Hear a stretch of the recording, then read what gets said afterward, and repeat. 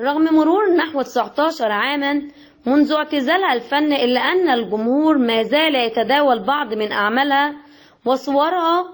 قصة زواجها سرا من الرئيس المصري الراحل محمد حسني مبارك إنها النجمة إيمان الطوخي، والتي سحرت بجمالها مسؤولين من العيار التقيل ونجوم الفن والجماهير.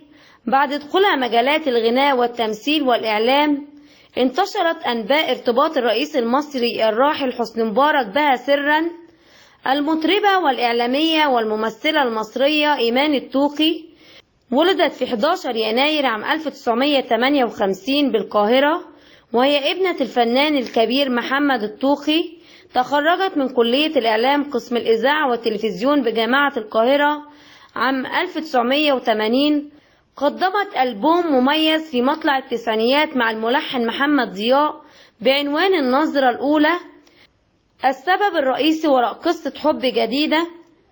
كما قدمت العديد من الأغاني والأعمال في السينما والتلفزيون، ومن أهم مسلسلاتها رأفت الهجان الذي جسدت من خلاله شخصية الفتاة اليهودية التي أحبت العميل المصري.